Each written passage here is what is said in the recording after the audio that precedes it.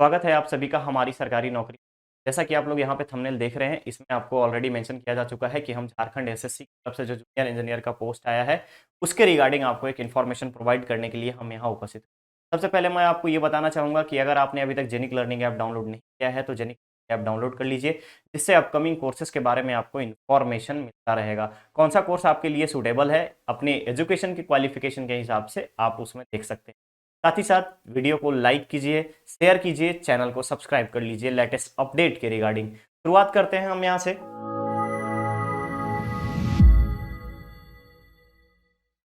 झारखंड का एसएससी का अगर आप देख पा रहे होंगे यहाँ पे, सबसे पहले इन्होंने बोला है कि किस तरीके से हम कौन कौन से पोस्ट को अप्लाई करने के लिए आपसे बात करी जाएगी। यहाँ पे सब आप देख रहे होंगे, तो सबसे पहले हमारे पास इंपॉर्टेंट चीज आती है कि हमारा फी क्या होगा।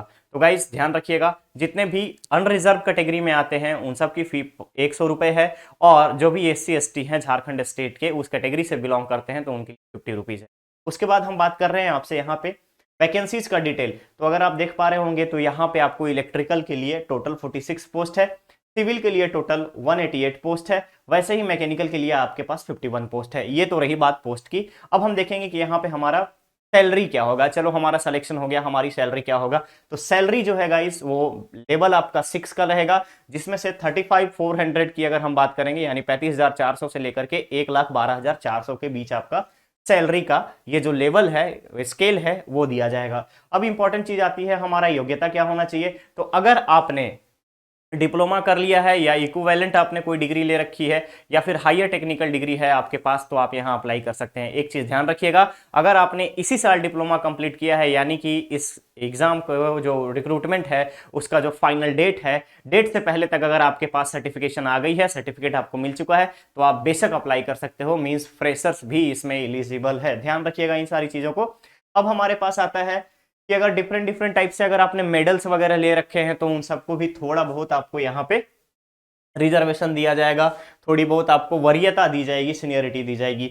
अब हमारे पास आता है आयु सीमा के बारे में बात करें कि हमारा एज क्राइटेरिया क्या होना चाहिए। तो गाइस ध्यान दीजिएगा, मिनिमम जो एज क्राइटेरिया है वो है 18 ईयर्स, और मैक्सिमम जो है वो है आपका 35 ईयर्स। यानी कि अनरिजर्व के केस में और ईडब्ल्यूएस के बारे में बात करें तो मैक्सिमम एज 35 ईयर्स, और जितने भी ओबीसी कैटेगरी से हैं उनको 37 ईयर्स, और रिमेनिंग जो हैं इंक्लूडिंग आपका फीमेल कैंडिडेट, उन सब के लिए आपको यहाँ पे 38 ईयर दिया गया है। साथ ही साथ अगर SC ST में बिलोंग करते हैं तो आपके लिए 40 साल की यहाँ पे क्राइटेरिया रखा गया है। उसके बाद आता है हमारे पास एग्जाम पैटर्न क्या होगा। तो ध्यान रखिएगा गाइज, यहाँ पे एग्जाम पैटर्न के बारे में भी आपको बताया गया है, किस तरीके से आप यहाँ पे अपने चीजों को इंक्लूड कर सकते हैं, यानी कि आपका एग्जाम का पैटर्न क्या होगा। तो ध्यान रखिएगा, यहाँ पे एग्जाम पैटर्न पे हम आ रहे हैं तुरंत।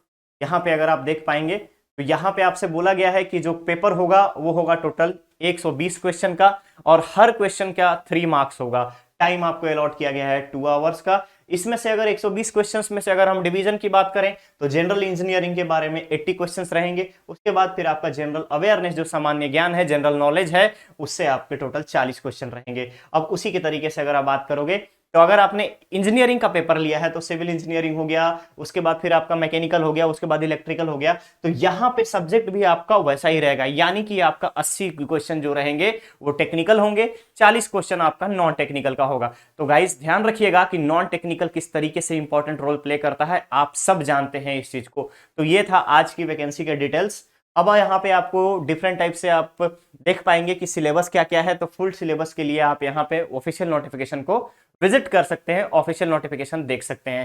चैनल के अगर आप बात करेंगे, तो जब ये वीडियो अवेलेबल होगा तो हम डिस्क्रिप्शन बॉक्स में पूरा डिटेल्स आपको डाल देंगे, किस तरीके से क्या पोस्ट है, क्या एलिजिबिलिटी है, इन सारी चीजों को मेंशन कर दिया जाएगा। साथ ही साथ आपको ये बताना चाहूंगा कि वीडियो को लाइक कीजिए, शेयर कीजिए, चैनल को सब्सक्राइब कर लीजिए ऐसे ही लेटेस्ट अपडेट के लिए, और साथ ही साथ आप जेनिक लर्निंग ऐप डाउनलोड कर लीजिए, जिससे कि आपको अपकमिंग जितने भी कोर्सेस हैं जो आपके एजुकेशनल क्वालिफिकेशन के हिसाब से सुटेबल है, उन सबको देखने के आपको मिल जाएगा कि किस तरीके से हम कौन सा कोर्स हमारे लिए जरूरी होगा, प्रिपरेशन को किस तरीके से आगे बढ़ा सकते हैं, इन सारी चीजों को। और ये चैनल सिर्फ और सिर्फ आपको अपडेट के लिए नहीं है, बल्कि कैरियर गाइडेंस के लिए भी है गाइस। तो ध्यान रखिएगा, चैनल को सब्सक्राइब करके रखिए, ऐसे ही लेटेस्ट अपडेट के मिलते हैं नेक्स्ट अपडेट में। Thank you so much.